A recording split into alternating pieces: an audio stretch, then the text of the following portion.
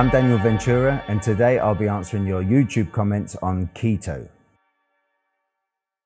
I've got a question from Red Jack, and he's asked me, how do I know if I'm in ketosis? When I first started experimenting with a ketogenic diet, I was like most people and very interested in, obviously, the ketone levels, etc. So I used the urine strips, which you can buy off Amazon, eBay, many places, even pharmacies will sell them. I never went for a breathalyzer, so I never experimented with that. I've heard that they're very good, but I've got to a stage in my life where I don't really need to see something on a piece of paper. I don't need to see something on a chart to know if I'm in ketosis, because I know my body well enough to go by the experiences that I'm going through. First up, if my appetite has disappeared, I've got no sugar cravings, that's a very clear indication that you're in ketosis. When you're in ketosis, your mental alertness, mental clarity will be far greater. So I know full well if I'm in a state of ketosis because I'll be thinking better and sharper. And lastly, also I get boundless amounts of energy. I can go to the gym. I can go for the gym for as long as I want. I don't have to eat any food. I don't feel the desire to eat any food. That will be a clearer indication that I'm in ketosis. So I hope that helps, Red Jack. So look out for those signs yourself, and that should give you an idea whether you are or whether you are not. Okay, so I've got a very good question here from Brian McDonald, and he's asked me, are there any books that I can recommend for the keto diet? And yes, there is. There's plenty out there, but one of my favorites is Keto Essentials by Vanessa Spina. She's an American lady, and in her book, she covers basically absolutely everything that you could possibly want to fulfill and satisfy your palate. If you want an alternative to chips, bread, cakes, muffins, absolutely anything, as a keto alternative in her book. So I hope that helps. So I have a question here from Reese Beanian. I'm hoping I pronounced that correctly. And he asked me, can I have milk on a ketogenic diet? Now, me personally, I'm not a great fan of milk because as you may be aware, milk has a lot of hormones, typically estrogen. Milk, let's face it, is something that a mother gives to their baby.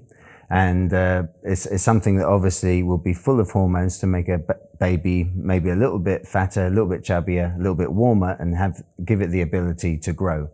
As an adult, we don't need milk. We should stop drinking milk when we start walking around. So it's not something I'm a massive fan of. There's a lot of people out there, of course, that will disagree with me and say, no, milk is perfectly fine. Me personally, I absolutely love almond. Now, of course, a nut is not going to have an abundance of hormones that are going to disrupt your own body's balance of hormones. So almond milk is a very good alternative. If you don't like the taste of it, you can also try different types of nut milk, Reese. But I would steer away from rice milk. Obviously, that's a carbohydrate, so that's not going to be good for keto. But you could try maybe a coconut, unsweetened, hazelnut, unsweetened. Just make sure it's unsweetened. And you can get some that are even a mix of the ones I've just mentioned there. So I hope that helps, Reese, and enjoy. Okay, next comment I'm going to answer is from William Bonin. I hope I pronounced that correctly. He's asked me, how can I email you and get in contact with me, because he needs help ASAP. Two ways. You can go to my website, which is danielventurafitness.com, or email me directly on info@danielventurafitness.com. So next question is from Kindred Essex, and she's asked me, can I have apples on the keto diet? As much as I'd like to say yes, unfortunately apples are a little bit too high carb and too sugary for a ketogenic diet. You're better off eating any type of berry. My favorite is blackberries and blueberries, but you can have raspberries and strawberries. So they are the preferred fruits for a keto diet because they're much lower in sugar.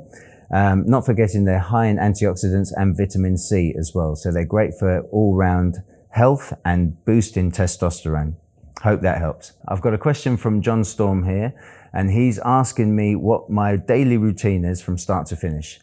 As a personal trainer, I get up pretty early, so it's about 4:30, 5:30 in the morning that I get up. The first thing I take is a regenerative shake. So it's taken with some water first thing. It's much better taken on an empty stomach. Then I'll have a shower, brush my teeth, and after that, I'll get out and make myself a bulletproof coffee or a keto coffee. I'll drink half first thing just to get me up and going. And then I'll have the rest of it about 10 or 11 o'clock because it's wonderful for killing appetite. If I don't have a keto coffee, I'm normally thinking about having a full English breakfast about 9 o'clock or 10 o'clock in the morning, and I don't want to start eating so early. I don't want to start packing my body full of calories. So if I have it about 10 or 11, not only does it give me a little boost in energy, switch my brain back on, but also it will kill my appetite. Also, when I take my coffee in the morning, I take some supplements to help me with things like fatigue, muscle cramps, and a lot of things that can be associated with the ketogenic diet. Now, the reason you get these symptoms is because when you have a low carb diet, your insulin levels drop. And because insulin is something that holds on to electrolytes in the body, i.e. salt, every time you go to the toilet, you're losing massive amounts of salt. So if you're losing salt, you're also losing water, and that can cause headaches, muscle cramps, and lots of other nasty side effects like fatigue. So I take a bulletproof coffee, a potassium tablet, and also magnesium tablet in the morning to give my body the electrolytes it needs. You don't have to use these supplements. You can also use pink Himalayan salt, which has got about 93 natural essential minerals, as in comparison to normal salt, which has got 7 essential minerals, and I've also been bleached white, so it's not as good as pink Himalayan salt. I don't eat anything until about 2 o'clock or sometimes 4 o'clock in the afternoon. On a typical day, I can eat quite plain, and I feel quite happy eating plain food every day. I'll have a 3-egg omelette with some red onion and some spinach.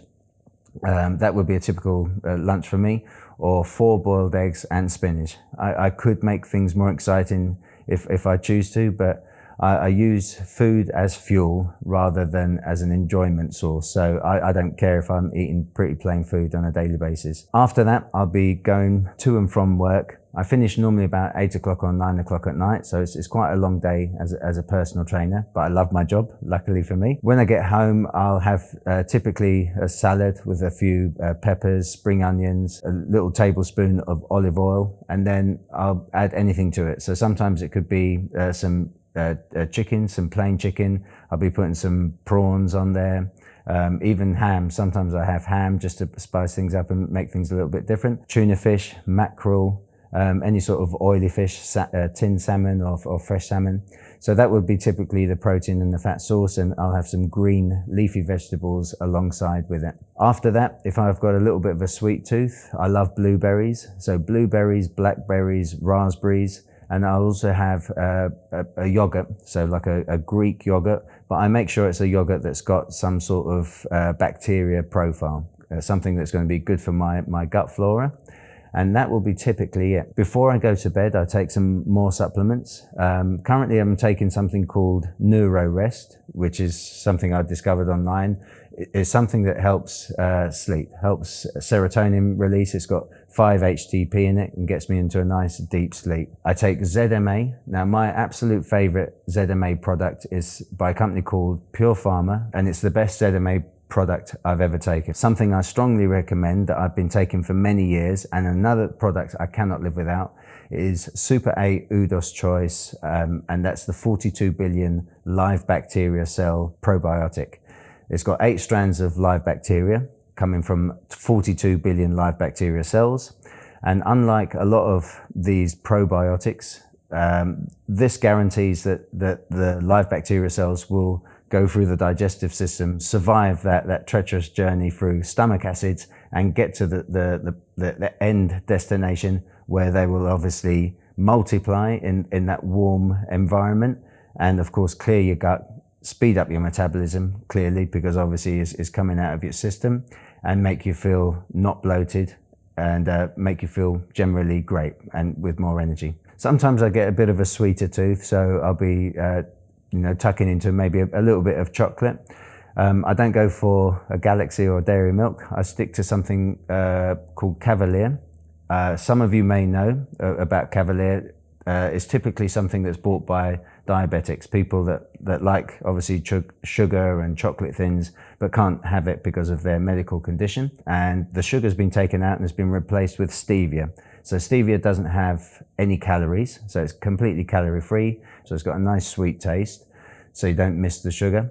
And also it doesn't affect insulin levels as well. So if you had some sugar, obviously you're going to get a massive spike in insulin, up to about 140% increase in insulin in the bloodstream. Whereas if you have stevia, there's no increase at all. That in total, I can't think of anything else, would be a typical day for me. So thank you very much for that question, John Storm.